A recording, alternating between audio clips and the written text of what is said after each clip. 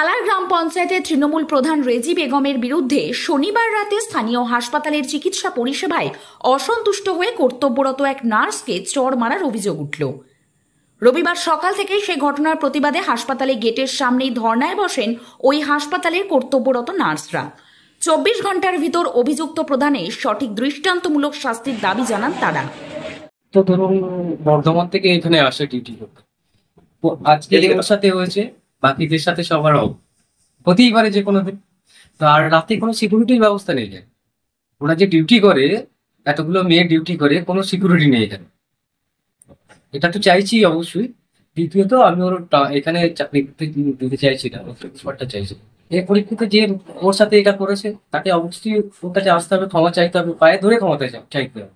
দেখুন, ও কুকুর হলে তো ও কুকুর হতে পারে না, ওকে মারতে পারে না, ক্ষমা তো ওকে চাইতেই হবে।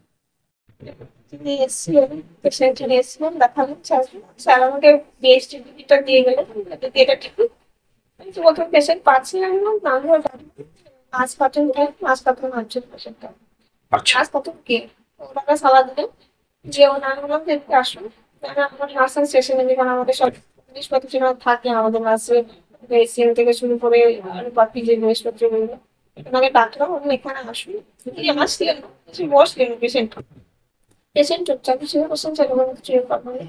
বাট পেশেন্টের সঙ্গে এসে মনে হয় ওনার মা নিজেকে সালারের প্রধান হিসেবে পরিচয় দিলেন হবে। আচ্ছা, তো এসে ওনার থ্রো ওই ঘরে ইঞ্জেকশন দেওয়া যেত না, ওই ঘরে মানে একদম চিৎকার করে, আমি যত জোরে বলতে পারছি না, ওই ঘরে ইঞ্জেকশন দেওয়া যায় না, ওই ঘরে চাকরি করা যায় না, এখানে কেন আসতে হবে?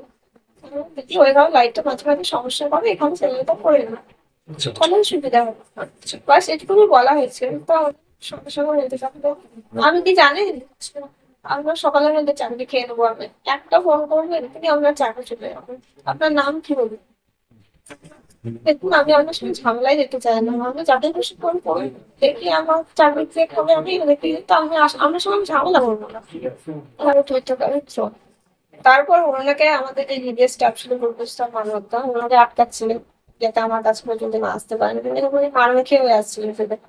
ওনাকে আটকাতে আটকাতে পিছন দিক থেকে ওই মহিলা তখন ছুটে এসে পুরো একদম মানে আমার গালে এত চুরি টুরি থাপ্পড় মারে, আমার পুরো নাকেরটাও ভেঙে গেছে, পুরো ভেঙে গেছে। আমি তো পুরো মানে শক একদম যে কি হলো, মানে আমার কিছুক্ষণ বুঝতেই লাগলো আমার সঙ্গে কি হলো। আমি পুরো দাঁড়িয়ে না কিছু বলার মতো অবস্থায় ছিলাম, অবস্থায় এখন পর্যন্ত হাতে পারি ওই স্যার এখন এসে পৌঁছাতে পারেন। আচ্ছা, আপনি আইডেন্টিফাই করতে পেরেছেন আপনাকে যিনি মেরেছেন? হ্যাঁ, অবশ্যই সিসিটিভি ফুটেজ আছে আমাদের। আচ্ছা আচ্ছা, কি নাম ওনার কি জানতে পেরেছেন?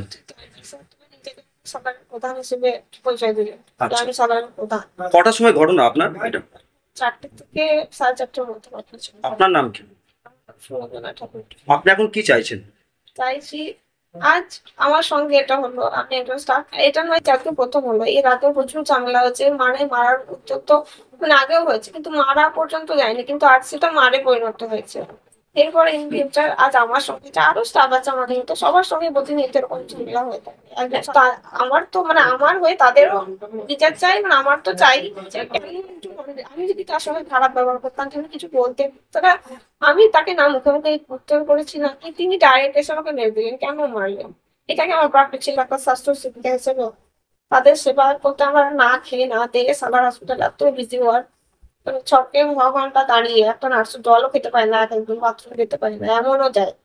সেই এত কিছু পরেও যদি একটা নার্সকে এই ক্ষেত্রে একটা কথা বলার জন্য এখানে আসুন, এই কথাটা বলার জন্য এত বড় হ্যারাসমেন্টের শিকার হতে হয়, তাহলে এর জন্য তোমার বিচার চাই, অবশ্যই চাই। যিনি করেছেন তার তো বিচার চাই।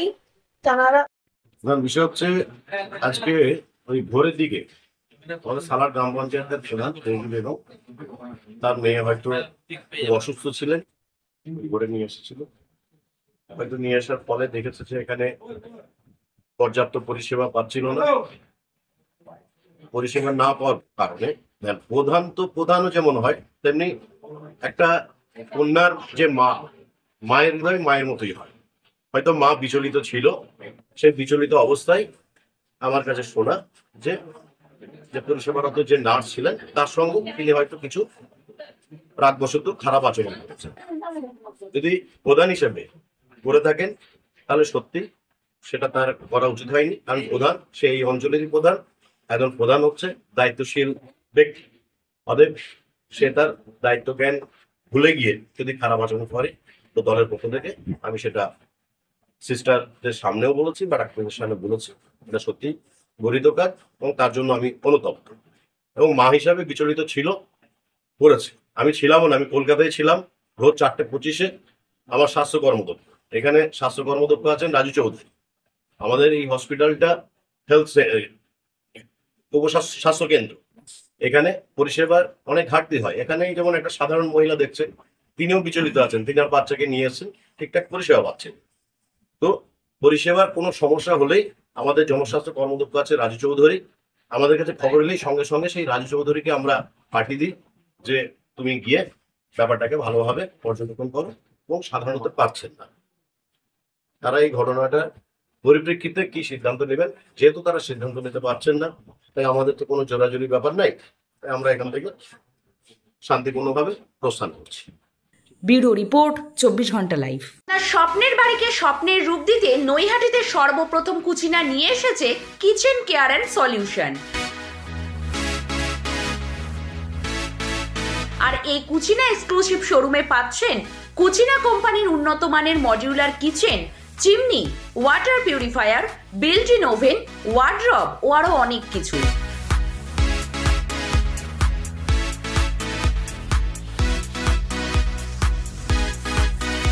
88/1 আরবিসি রোড, নৈহাটি এক্সিস ব্যাংকের ঠিক বিপরীতে এই কুচিনা এক্সক্লুসিভ শোরুমে পাচ্ছেন মাত্র 1 টাকার ডাউন পেমেন্টের সব রকম কেনাকাটার সুবিধা। কুচিনা the kitchen expert, kitchen care and solution, 88/1 RBC road, Naihati Axis ব্যাংকের ঠিক বিপরীতে।